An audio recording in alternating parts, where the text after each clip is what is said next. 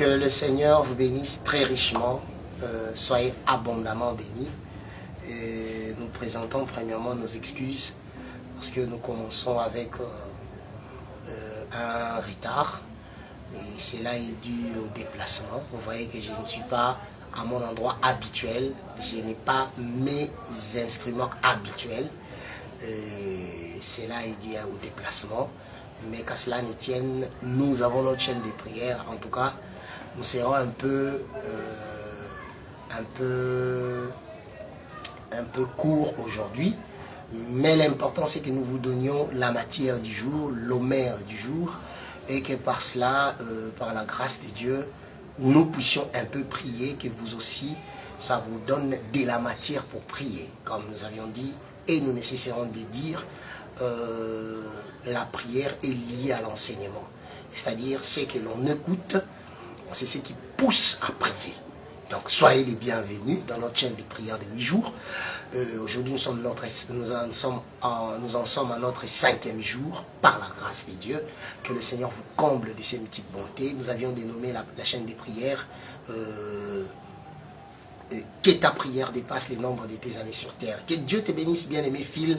Comprendre que nous étions en déplacement, nous sommes venus quelque part pour une nuit de prière, mais nous faisons violence, en tout cas, des embouteillages compliqués, mais nous sommes là par la grâce de Dieu, nous allons donner la matière.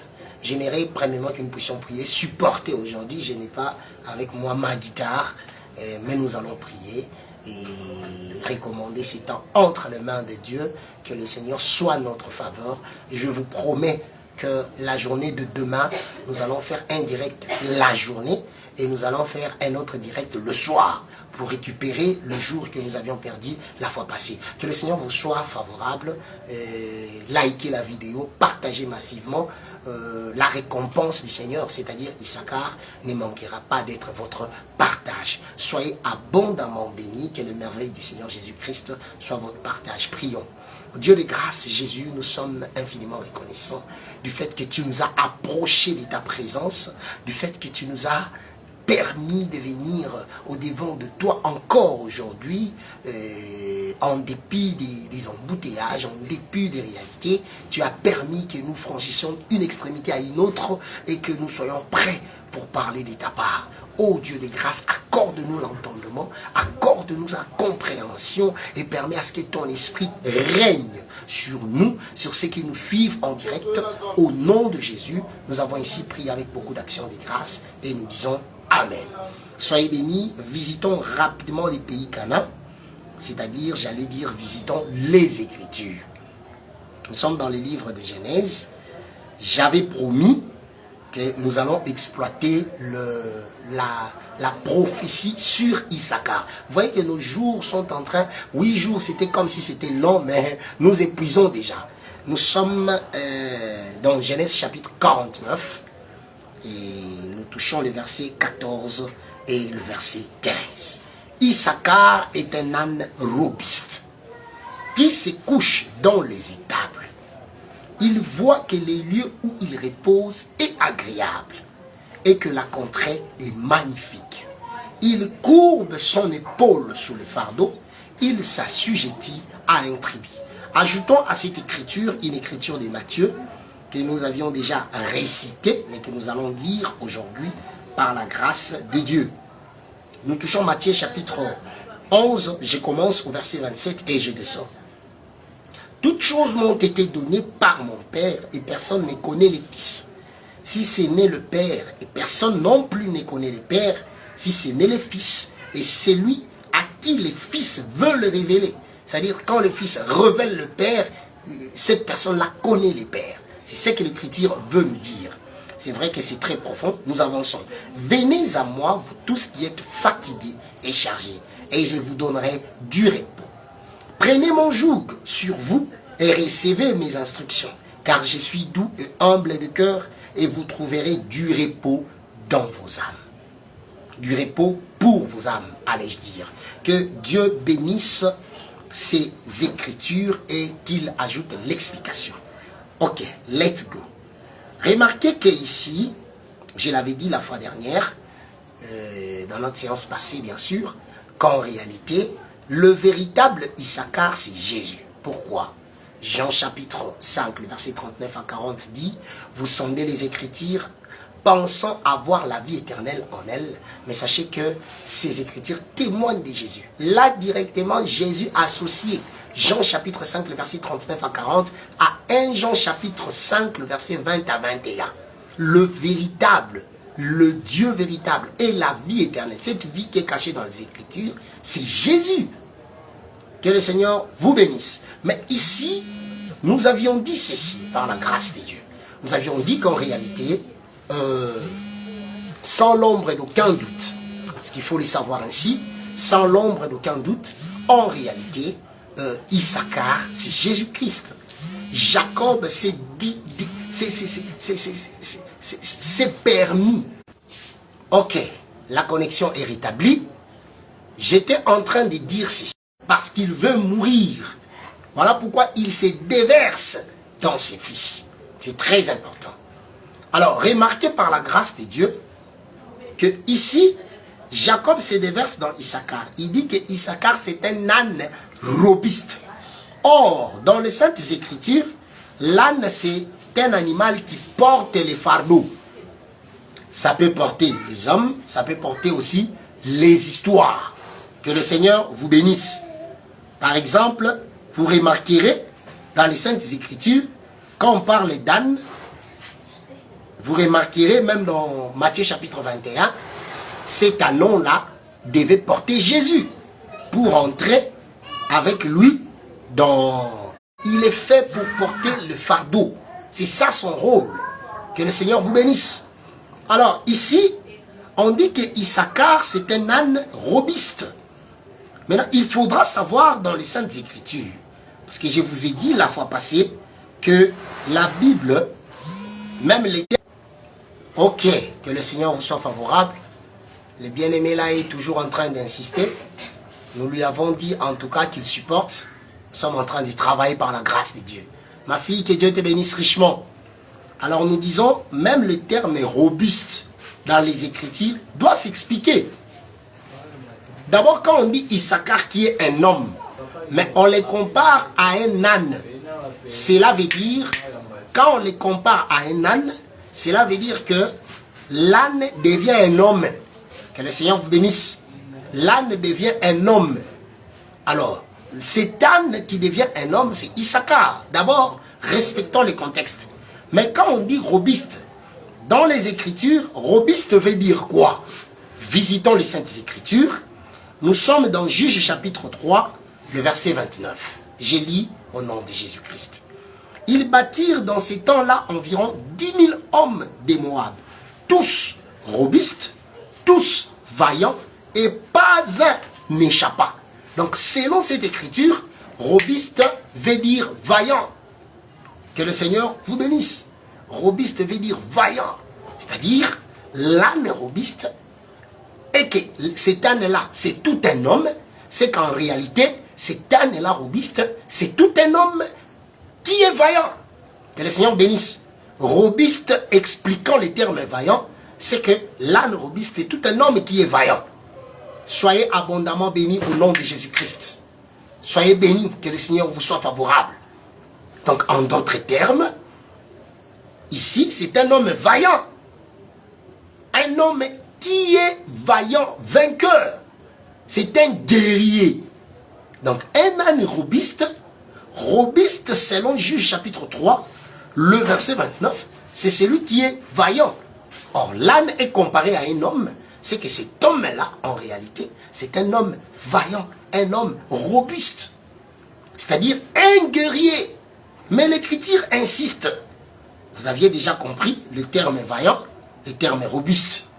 Mais quand nous rentrons dans Genèse, parce qu'aujourd'hui nous voulons juste expliquer l'esprit de la chose, l'esprit de la prophétie de Jacob sur Issachar. Remarquez, il dit, c'est un âne robuste qui se couche dans les étables. Que Dieu te bénisse, mon prophète Placide Massé, ça fait très longtemps, soyez bénis au nom de Jésus. Que le Seigneur vous soit favorable. Alors, Issachar, c'est un âne robuste. Quand j'ai dit c'est un âne robuste, Issachar qui est un homme est comparé à un animal. Donc ici, nous voyons que Dieu voulait parler d'un homme, mais il prend l'exemple d'un animal. Cela n'est pas nouveau. Même Jean-Baptiste, en voyant Jésus qui marche à deux pieds, Jean-Baptiste a dit dans Jean chapitre 1er, le verset 29, « Voici l'agneau de Dieu qui ôte le péché du monde. » Cher prophète Placide, essayez de partager la vidéo, de liker, de commenter, que le Seigneur vous soit favorable. On va s'appeler par la grâce de Dieu. Continuons à faire la publicité de Jésus-Christ. Bien-aimés de Safnat, soyez bénis au nom de Jésus. Salutations à tous les saints de Canada. Que le Seigneur vous soit entièrement favorable, mon bien-aimé Ami Shaddai. Alors, nous sommes en train de dire qu'il se couche dans les étables. C'est-à-dire là où il y a la maison des animaux. Lui, il se couche là-bas. Que le Seigneur vous soit favorable. Or, vous savez bien, je n'irai pas très loin. Matthieu chapitre 2. Il y a un roi qui était né, mais ce roi s'est couché dans les étables. C'est Jésus. Soyez bénis au nom de Jésus-Christ. Je ne suis pas là. Mon problème, je suis en train d'évoluer pour démontrer qui est en réalité la personne dont parlait le frère Jacob. Parlait-il réellement de son fils Issachar ou il voyait quelqu'un derrière Issachar? Que le Seigneur vous soit favorable au nom de Jésus-Christ. Alors il dit, il voit que le lieu où il repose est agréable. Nous avions dit la fois dernière qu'en termes de repos, le repos est lié au pays. Le repos est lié à un travail ou à une œuvre. Nous avions donné les Écritures. Les repos fait aussi allusion au lit. Je vous donnerai un autre exemple. Ishbosheth a été tué alors qu'il s'est reposé en plein midi sur les lits. Que le Seigneur vous bénisse abondamment au nom de Jésus-Christ. Alors, nous voulons donner une idée par la grâce de Dieu. Vu aussi l'endroit où nous sommes. Que le Seigneur vous soit favorable au nom de Jésus. Alors, on dit l'endroit, il voit que le lieu où il repose est agréable. Et la contrée est magnifique. L'Écriture dit, il courbe, c'est là où je vais plus insister. Il courbe son épaule sous le fardeau. Or, quand on parle d'il courbe son épaule sous le fardeau, nous avions voyagé dans toute l'Écriture, nous avions vu qu'il y a un homme qui s'est tapé la torse en disant « Venez à moi, vous tous qui êtes chargés et fatigués, je vous donnerai du repos. » Qui est cette personne qui a la capacité de porter nos fardeaux? C'est le Seigneur Jésus-Christ. En d'autres termes, si Jésus a la capacité de porter nos fardeaux, c'est que c'est Jésus le véritable Issachar. Jésus le véritable aérobiste. Jésus le vaillant. Que le Seigneur vous soit favorable. C'est lui le vaillant. Oui, David était vaillant, David avait des hommes vaillants, mais c'est Jésus le véritable vaillant. Tous ces gens-là n'étaient que l'ombre de la vraie réalité qui est le Seigneur Jésus-Christ. On dit il courbe son épaule sous les fardeaux, il s'assujettit à un tribut. S'assujettir ici à un tribut, c'est le respect que Jésus-Christ a fait de la loi. Voyez-vous? Le respect. Jésus, en venant sur terre, il a trouvé la loi de Moïse. Selon cette loi, Jésus, en réalité, devait respecter les choses. Voilà pourquoi même la mort l'a attrapé. Parce qu'il s'assujettit à un tribut. Il y a beaucoup de choses à dire là-dessus. Mais j'aimerais exhorter quelqu'un ce soir pour lui dire que si tu as de fardeaux, si tu as des difficultés, il faut savoir d'abord que le premier fardeau dans les Écritures, c'est les péchés. Prenons les Saintes Écritures. Le premier fardeau dans les Écritures, en réalité, c'est d'abord les péchés. Psaume 38, le verset 5. Nous lisons au nom de Jésus. Car mes iniquités s'élèvent au-dessus de ma tête comme un lourd fardeau. Est-ce que quelqu'un voit ça? Elles sont trop pesantes pour moi. Voyez-vous? Donc les premiers fardeaux sur l'homme, avant d'abord la stérilité, et le manque de mariage, ainsi de suite, les premiers fardeaux qui pèsent sur l'homme, c'est le péché.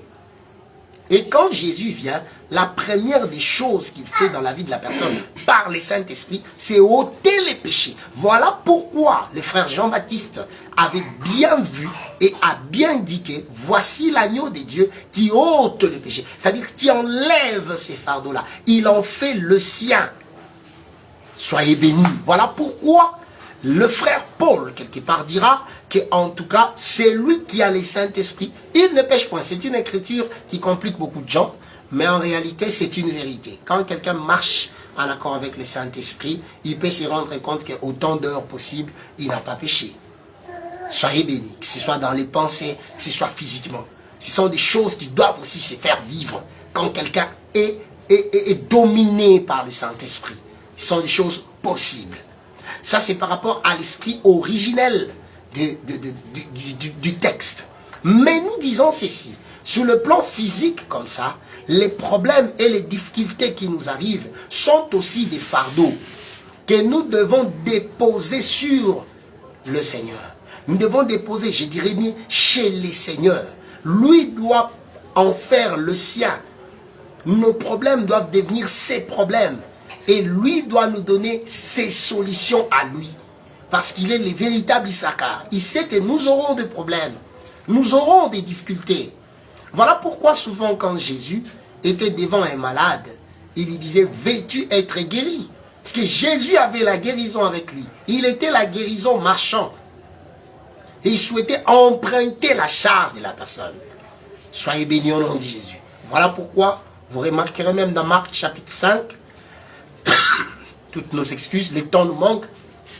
Dans Marc chapitre 5, le Seigneur, quand il a guéri la femme à la perte des sangs, il a dit, j'ai senti une force sortir de moi. Nous avons toujours dit que quand Jésus faisait cette œuvre, c'était un soleil qui marchait. Parce que c'est le soleil qui marche avec la guérison. Parce que les deux ailes là, c'est la guérison. Et ça apporte la guérison. C'est vrai que prophétiquement, c'est une guérison qui est destinée à un peuple, Israël, par le message des besoins, mais aussi physiquement comme ça. L'écriture et l'explication, la loi et les témoignages doivent apporter le salut, la guérison, doivent décharger la personne de ses fardeaux. Que le Seigneur vous soit entièrement favorable. La personne doit se sentir déchargée. C'est lui qui a Christ. Il doit se sentir totalement déchargé. Les fardeaux qui l'encombraient doivent se décharger sur lui. Et c'est cela ma prière ce soir pour tout celui qui nous suit en direct. Que le Seigneur te décharge de tes fardeaux. Je ne sais pas. Qu'est-ce qui est comme fardeau sur toi? Peut-être ce sont des réalités héréditaires. Ma fille Rachel Toumba, que Dieu te bénisse richement. Peut-être ce sont des situations héréditaires. Peut-être ce sont des réalités qui se vivent dans votre quartier, qui se vivent dans vos avenues. Parce que dans le temps, les gens avaient peur de dire qu'il y a des démons qui veillent, qui surveillent même, je peux le dire, les avenues. Non, ça existe. Il y a des esprits qui surveillent.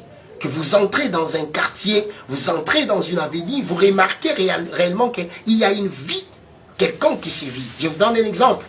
Quand j'étais encore à Yulo, à Kinshasa, l'avenue où j'étais, que Dieu te bénisse ma fille Anastasie. Ah, tu es devenue fidèle dans les directs. Que Dieu te fasse grâce, que Dieu protège ta fille, que Dieu protège aussi ton mari Roland, que Dieu vous soit entièrement favorable au nom de Jésus-Christ. Alors, j'étais en train de dire, il y a des réalités comme ça. Vous venez dans un quartier, vous voyez que l'ennemi a déjà implanté son système. Les gens de ces quartiers n'étudient pas. Ou soit ils étudient, non pas le travail. J'étais en train de donner l'exemple de mon quartier où j'étais à Yulo, si je n'y suis plus. Dans ces quartiers-là, beaucoup plus, si je veux aller dans la précision, l'avenue où j'étais, les gens mouraient dans des parcelles chaque mois. Chaque mois.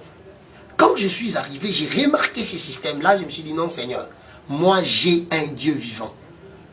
Dès l'instant où je suis entré dans cette parcelle, et jusqu'à ce que je quitterai, on ne pleurera personne dans cette parcelle. Et c'est ce qui a été fait. Jusqu'à ce que j'ai quitté, on n'a pleuré personne. Bien-aimé, si tu as Issachar, il porte tes fardeaux, tu peux aussi t'imposer partout où tu es. Parce que tu as un vaillant avec toi. Tu as un vaillant, un robuste avec toi. Que le Seigneur vous bénisse. Que le Seigneur vous soit favorable. Il porte nos fardeaux. Tu as des difficultés. Tu as des fardeaux que personne ne peut porter. Dieu peut porter ces fardeaux. Il a tellement la compassion. Il a tellement la compassion. C'est pour cela d'ailleurs qu'on l'appelle Père des orphelins. Prenons une écriture dans les livres de Psaumes. Ah, j'aime ça. J'aime ça. Prenons une écriture.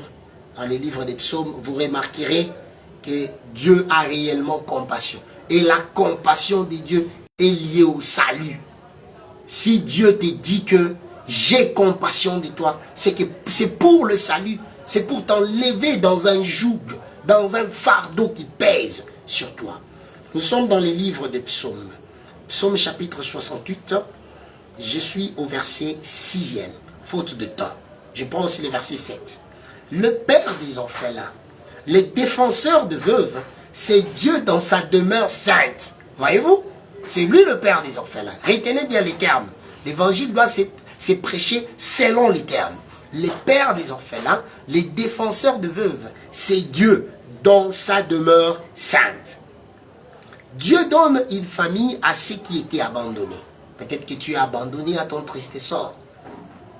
Il délivre les captifs et les rend heureux. Alléluia. Il le rend heureux. Les rebelles seuls habiteront des lieux arides. Voilà. Ce sont des écritures avec lesquelles tu peux t'accrocher pour te dire, Seigneur, je ne veux pas habiter dans des lieux arides. J'ai besoin du repos. J'ai besoin du repos. Ton repos, peut-être, c'est que vous ayez votre propre parcelle, que vous habitiez en toute quiétude. J'avais dit hier, demande à Dieu tout ce dont tu as besoin. Ne limite pas Dieu dans tes demandes. Parce qu'il a le ciel et la terre pour lui. L'Écriture dit l'or et l'argent lui appartient. Tu peux tout demander à Dieu, sauf rien. Et ce Dieu-là va t'exaucer. Donc, j'étais en train de dire, selon cette Écriture, que la compassion de Dieu est liée aussi au salut. Soyez bénis au nom de Jésus-Christ. Elle est liée au salut. Donc, quand Dieu a compassion, c'est pour sauver. Ce n'est pas pour autre chose. C'est pour sauver. Si Dieu aujourd'hui aussi voudrait avoir compassion de quelqu'un qui nous suit en ligne, ce sera pour l'enlever dans ce qui est comme fardeau et qui lui donne le repos. Le repos. Hier, j'avais dit que le repos est lié à la marche avec Dieu. Et j'ai associé cette écriture de Deutéronome chapitre 33, je crois le verset 14 à 16, à l'écriture des psaumes 60, le verset 14. Là-bas, si l'écriture dit que je marcherai avec toi et je te donnerai le repos devient un don. Voilà pourquoi ce repos qui devient un don, c'est tout un pays. Les pays Canaan devaient être donnés à Israël comme un don. Et c'est ça le repos. Que le Seigneur vous bénisse. Soyez bénis au nom de Jésus. Mais quand on dit qu'il faut marcher avec Dieu, ça devient aussi une rétribution, une récompense, un salaire. Tu ne peux pas croire en Dieu, tu ne peux pas marcher avec Dieu et que ta vie demeure la même. Non. Prenons l'écriture, parlant de la compassion. Je suis dans les livres des psaumes 103, le verset 13. Comme un père a compassion de ses enfants, l'Éternel a compassion de ceux qui le craignent. Alléluia. Donc ici, celui qui est rempli de compassion, c'est l'Éternel Dieu. C'est celui-là qui est rempli de compassion. Tu peux connaître des problèmes, des difficultés. La compassion de Dieu viendra te faire sortir de cela. C'est-à-dire, Dieu vient comme Issachar, il porte tes fardeaux pour te laisser libre. Si vous voulez bien comprendre la compassion de Dieu, nous devons aller dans le livre de Luc, chapitre 10. Soyez bénis au nom de Jésus-Christ. Allons-y rapidement dans le livre de Luc, chapitre 10. Ici, il est question de l'histoire du Samaritain. Je n'aime pas qu'on l'appelle bon Samaritain. Il faut respecter les termes des Écritures. L'histoire du Samaritain. Alors, vous pouvez lire à partir, je suis dans les livres de Luc chapitre 10, vous pouvez lire à partir du verset 30 jusqu'au verset 37. Mais moi, je prends seulement la portion où on parle de la compassion, les versets 33. Mais un Samaritain qui voyageait, voyager là c'est Dieu, il quittait le ciel et il venait. D'ailleurs, les Samaritains c'est celui qui habite sur la montagne. La montagne c'est le ciel. Vous voulez que nous allons toujours là-bas? Ok, prenons l'écriture. Nous sommes dans les livres des 1 roi. Nous allons comprendre l'origine du mot Samarie. Ça signifie Seigneur des montagnes. Que le Seigneur vous bénisse. C'est très important. Il est aussi important de comprendre les termes des Écritures. C'est important. Par la grâce de Dieu. Prenons rapidement. Je suis dans 1 roi chapitre 16, le verset 24. Il acheta de Shemer la montagne de Samarie pour 2 talents d'argent. Il bâtit sur la montagne et il donna à la ville qu'il bâtit le nom de Samarie, d'après le nom de Shemar, seigneur de la montagne. C'est-à-dire, s'il y a un Samaritain à Samarie, c'est lui le seigneur de la montagne. Or, la montagne, cantique populaire, Romains chapitre 10, le verset 6, j'ajoute Ésaïe chapitre 14. Par la grâce de Dieu, prenons rapidement Ésaïe chapitre 14, le verset 13. Là-bas, la montagne, c'est le ciel. Alors, c'est-à-dire, il y a un habitant du ciel qui s'appelle Seigneur. Vous voyez, la Bible elle est tellement merveilleuse. Donc, Samarie, c'est aussi les ciels. Selon cette écriture, selon cette broderie des écritures. C'est le ciel et il y a un Seigneur qui quitte là-bas. Il fait maintenant le voyage. Le voyage, c'est la descente.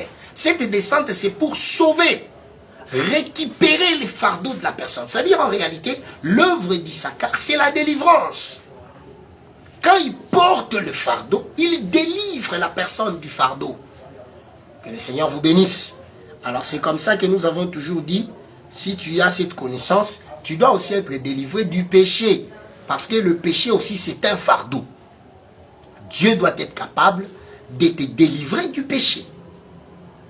Avant que tu ne sois délivré d'autres choses, d'abord, on verra que le péché n'a plus d'emprise sur toi. Parce que le péché, c'est un fardeau, c'est une prison. Que le Seigneur vous bénisse. C'est une prison. Alors, c'est comme ça que nous disons, à la montagne, qu'on appelle, à la montagne, il y a une ville, et cette ville s'appelle Samarie. C'est-à-dire au ciel, il y a une ville. Et celui qui y habite s'appelle Seigneur de la montagne. C'est-à-dire c'est Dieu. Alors, un Samaritain descendait. Quand il descendait, il eut compassion. Il voyageait. Ce système du parler, c'est ça aussi Jean chapitre 4. Jésus, avant de discourir avec la femme samaritaine, Jésus venait aussi d'un voyage. Soyez bénis au nom de Jésus. C'est-à-dire, cela n'explique que Dieu qui vient du ciel pour venir sauver. Vous savez, il y a une chanson, « Quitter le ciel pour la terre ». Vous voyez, cette chanson-là, « Quitter le ciel là, c'est sa demeure sainte ». De sa demeure sainte, il a compassion de ceux qui le craignent. Alors, si Dieu aussi t'accorde cette parole, il faut savoir que c'est Dieu qui descend vers toi. Ésaïe 55, le verset 8 à 11, Dieu descend aussi par la parole. Alors quand Dieu descend, il n'a pas besoin que tu aies encore ton fardeau avec toi. C'est ce que nous allons dire à Dieu ce soir. Seigneur, prends mes fardeaux, prends mes problèmes, accorde-moi tes solutions. J'ai besoin de tes solutions, j'ai besoin de ta visitation, j'ai besoin de ta main.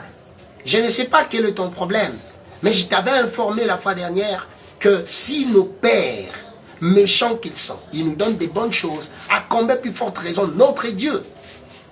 Alors, ce soir, nous allons lui demander, nous allons lui dire, Seigneur, j'ai des problèmes, j'ai des difficultés. Il y a des gens qui se posent des questions. Ne fais pas des prières idiotes pour dire à Dieu, Seigneur, nous approchons des fêtes, qu'est-ce que nous allons manger? Non, frère, parce que les fêtes passeront. Demande le vrai secours venant de Dieu. Que le Seigneur vous bénisse. Si ton problème c'est la famine, dis à Dieu réellement, ne t'accroche pas à une fête quelconque. Parce que ce que nous faisons ici, c'est déjà la fête. Nous mangeons et nous buvons.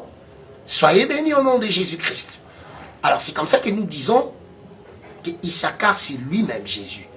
Venez à moi, vous tous qui êtes chargés. En d'autres termes, c'est ça Israël. Israël sous le joug des Égyptiens, sous la servitude, Israël devait faire le déplacement. Ce déplacement, c'est aussi la conversion sur le plan doctrinal. Quelqu'un doit changer de direction. C'est ça la difficulté que nous avons dans nos églises. Beaucoup de gens qui remplissent les bancs, mais peu de gens qui sont convertis, qui se répandent sincèrement. Ils doivent faire le changement des directions. Ils se disent, je ne prendrai plus cette direction. Je prends Dieu. C'est comme la femme à la perte des sangs. Elle s'accrochait au médecin. Mais ces jours-là, la Bible dit, elle n'avait plus rien. C'est comme ça qu'elle a pensé à Dieu. Est-ce que ce soir, tu ne peux pas penser à Dieu? Arrête un peu de penser aux gens. Que les gens pourront m'aider. Que les gens pourront m'accorder quelque chose. Arrête. Dis-toi que je n'ai que Dieu. C'est comme le frère Moïse avait dit, si tu ne marches pas avec nous, qui pourra marcher? J'aimerais que quelqu'un aujourd'hui pleure devant Dieu, qui dit, Seigneur, je n'ai que toi, lève-toi dans ma vie. Prends mon fardeau. Prends mon fardeau. Quel est ce problème qui ne prend pas de fin? Même la servitude d'Israël en Égypte avait un temps fixé. Ta souffrance, ta difficulté, les réalités, les maladies. J'ai béni Dieu. Il y a quelqu'un qui m'a appelé aujourd'hui pour me dire, docteur, hier quand tu étais en train de déclarer, j'ai souffert d'une maladie. J'aimerais taire les noms ici, mais je suis poussé à les dire. Il me dit, j'ai souffert du cancer du cerveau. Mais les symptômes qui s'élevaient sur moi, je ne les ai plus ressentis jusqu'à maintenant. Bien-aimés frères. Et puis, ce qui m'a tiqué, c'est qu'il a dit, quand tu priais, tu déclarais, j'ai dit à Dieu, Seigneur, prends un peu cette maladie, que je sois libéré de cela. Est-ce que quelqu'un ne peut pas dire ça? Nous avons Issachar pour nous. Il est là pour prendre nos fardeaux. Il est là pour prendre nos difficultés. Peut-être tu es la raillerie des hommes. Mais pose ton problème à Dieu. Dépose tes fardeaux devant Dieu. Depuis que Jésus a dit ça, il ne sait jamais. On n'a jamais vu notre écriture pour dire Jésus s'est fatigué, il a beaucoup de fardeaux. Non, il récupère jusqu'aujourd'hui les fardeaux. Et il accorde les solutions. Est-ce que tu ne peux pas dire à Dieu, accorde-moi la solution? Il dit, prenez mon joug, il est léger. Le joug de Jésus qui est léger, ce n'est que l'écoute et la pratique de la parole. La vie de la parole. Mais les jougs qui pèsent, nous l'avions dit dans les livres de psaumes, c'est le péché. Voilà pourquoi j'aimerais dire à quelqu'un, tu peux avoir beaucoup d'enseignements. Mais quand tu vis dans les péchés, tu es je dirais quoi? Tu es une personne liée. Tu es un prisonnier. Voilà les termes que je cherchais. Tu es un prisonnier qui a besoin de la délivrance. Alors, le lourd fardeau, que le Seigneur le prenne pour nous. Peut-être tu as un péché, tu n'arrives pas à quitter ces péchés. Tu peux dire à Dieu, Seigneur, aide-moi. Il y a un problème, une réalité qui se complique au jour le jour. Dis à Dieu, aide-moi. Sans toi, je ne suis rien. Sans toi, je ne peux rien. Prends un peu ce fardeau et accorde-moi la victoire. Accorde-moi la victoire. Que je sois un peu libéré. Israël s'est senti, après la mer Rouge, libéré des Égyptiens. Est-ce que Dieu ne peut pas prendre ton fardeau? Nous allons prier Dieu. J'aimerais que tu te concentres. Je vous avais dit, je n'ai pas mon instrument avec moi. Mais cela n'a pas empêché que nous parlions de la part du Seigneur. Nous allons prier Dieu. Tu vas dire à Dieu, je ne connais pas ton problème. Peut-être c'est une difficulté financière. Peut-être c'est une réalité des maladies quelconques. Les médecins t'ont dit des choses. Dans les trompes, il y a ceci. Tu n'enfanteras pas. Non, bien-aimé. Dieu est capable. Dans mon ministère, j'ai beaucoup de témoignages de sorte que les médecins ont dit ceci, mais la personne a porté des jumeaux. Dieu est un Dieu terrible qui confond les calculs des médecins. Lève ta voix. Et lève ta voix. Dis à Dieu, Seigneur, mais voici, j'ai compris que j'ai quelqu'un qui peut porter mes fardeaux. Qui peut porter mes fardeaux et m'accorder la liberté. Que Dieu t'accorde la liberté. Que Dieu vienne à ton aide. Commence à prier au nom de Jésus-Christ. Commence à prier. J'aimerais que tu te manifestes si tu es là. Que tu dises, Seigneur, prends mes fardeaux. Prends mes fardeaux. Que je sois libre. Que je sois libre. Que je sois libre de ces dettes. Que je sois libre de ces difficultés. Prends mes fardeaux. La vase qui était dans la maison de la veuve, cette vase-là, par les paroles du prophète, cette vase-là avait payé toutes les dettes et la femme et ses enfants étaient libres. Est-ce que Dieu, cette vase-là, c'est Dieu? Est-ce que Dieu ne peut pas prendre tes fardeaux? Prie au nom de Jésus. Demande à Dieu, prends mes fardeaux. Prends mes fardeaux. Prends-les. Je ne sais pas, peut-être que tu as une famille quelque part. Tu as quelqu'un quelque part qui passe des temps difficiles. Dis à Dieu, Seigneur, prends Prends la charge de cette personne, la maladie de cette personne. Quand je parle de ceci, je pense à la maman de mon chauffeur, je pense aussi à la maman d'un ami, Israël. Que le Seigneur les guérisse là où elles sont. Dieu est capable de le faire. Dis à Dieu, prends mon fardeau. Prends mon fardeau. Cette maladie qui perdure, Seigneur, prends-le. Accorde-moi la liberté. Accorde-moi la liberté. J'en ai besoin. J'en ai besoin. Parle à ton cœur. Ce n'est pas important de crier. La femme à la perte des sang avait parlé à son cœur. Si seulement je touchais. J'ai besoin de quelqu'un qui a la foi ce soir. Qui dise à Dieu, Seigneur, prends le fardeau. Le fardeau que j'ai. Peut-être demain encore le matin. Ils seront à ta porte. Dis à Dieu, opère un miracle. Opère un miracle. C'est un Dieu qui exauce les prières. Tu es resté seul, orphelin. Peut-être orphelin physique. Ou soit sur le plan de ce que tu vis, tu es resté seul. C'est un orphelin. Mais il y a un Dieu. C'est comme ça que j'avais dit que quand on reste seul comme Jacob, Dieu apparaît pour changer les noms. Dieu ne peut pas changer ton nom aujourd'hui. Tu as été appelé stérile depuis longtemps. Tu as été appelé célibataire depuis longtemps. Tu cherches à ce que tu te déplaces. Ça devient compliqué. Est-ce que Dieu ne peut pas venir à ton aide? Dis à Dieu, prends mon fardeau. Prends ces fardeaux. Accorde-moi la liberté. Accorde-moi la quiétude. Accorde-moi la joie. Maintenant, commence à déclarer. Nous sommes aussi dans la phase de déclaration. Commence à dire, je suis libre en Christ Jésus. Ces fardeaux est dégagé de moi. Je me suis dégagé de ces fardeaux. Je suis libre. Commence à déclarer ce dont tu as demandé à Dieu. Déclare que je vais enfanter. Je vais enfanter. J'aurai des enfants. Je veux me marier. Je veux me déplacer. Je marcherai. Les gens ont dit que je suis paralytique. Mais par la grâce de Dieu, je marcherai. J'atteindrai. Commence à déclarer. Déclare cela au nom de Jésus. Déclare cela. Que le Seigneur te soit favorable au nom de Jésus. Nous avons un Dieu qui porte les fardeaux. Nous avons un Dieu qui porte les fardeaux. Tu ne peux pas marcher et porter les fardeaux. Voilà pourquoi, vous remarquerez, bien mes frères, je prends même un autre angle. Quand Abraham marche, il faut que Isaac porte les choses. Ce n'est pas pour rien. Que le Seigneur vous bénisse. C'est très important. Soyez bénis au nom de Jésus. C'est très important. C'est vrai que sur le plan de la révélation qui est vaste, nous avons l'habitude de dire que c'est ça aussi la marche de Jésus vers la croix. Mais ici, je t'exhorte qu'il y a quelqu'un qui peut porter ton fardeau. Bien-aimé Père Abbat, que Dieu te bénisse. Dis à Dieu, porte ma charge. Porte mon fardeau. Mon fardeau est si pesant sur moi. Il pèse sur moi. Prends mon fardeau. Prends cette maladie. Prends cette difficulté. Accorde-moi la liberté. Dieu est capable de le faire par la grâce de Dieu. Soyez abondamment bénis. Continuez à prier. Je voulais que nous ayons une idée aujourd'hui, où que nous soyons par la grâce de Dieu. Que le Seigneur vous soit favorable. Au-delà de mes paroles, que Dieu accomplisse des miracles dans vos vies. Qu'il vous décharge des fardeaux. Il est un vaillant.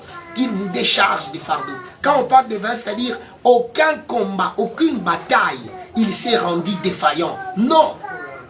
Il est toujours victorieux. Alors, il a la capacité de porter ton fardeau. Qu'il porte cela au nom de Jésus. Oui, Goliath s'est joué de toi depuis très longtemps. Injurié à chaque instant. Il y a un David qui doit quitter la maison du Père. C'est ça Dieu, Jésus qui quitte le ciel. Il vient comme fils. Il doit porter ton fardeau. Tu dis à Dieu, Seigneur, je crois que tu as porté mon fardeau. Je ne sais combattre, mais tu as pris ma place. Tu as pris ma place. Comme tu avais pris la place de Barabbas. Tu as pris ma place. Me voici libre ce soir. Me voici libre. Le travail que je fais, la promotion qui m'attend, j'accède déjà à cette promotion. J'avais dit, si c'est le temps de déclaration prophétique, j'accède déjà à cela. Et le Seigneur ne manquera pas de faire au-delà de tes mots. Que le Seigneur l'accomplisse sur toi au nom de Jésus. Là où tu ne pouvais atteindre, que tu l'atteignes au nom de Jésus. Que la main de Dieu te fasse manifeste sur toi dans le nom de Jésus-Christ. Dis-toi que je suis plus que vainqueur. Dis-toi que j'atteindrai, j'arriverai là où les autres ne peuvent arriver. J'arriverai, je vais accéder à la grandeur et à la gloire. Que le Seigneur te l'accorde au nom de Jésus. qu'il te l'accorde dans le nom de Jésus. Nous voulons bénir aussi ceux qui nous soutiennent d'une manière ou d'une autre. Nous avions dit, il y a toujours des choses qui nous manquent, des caméras, ainsi de suite. Vous pouvez nous soutenir, vous pouvez nous écrire inbox sur Messenger ou sur WhatsApp pour nous contacter. Nous allons vous dire comment nous soutenir.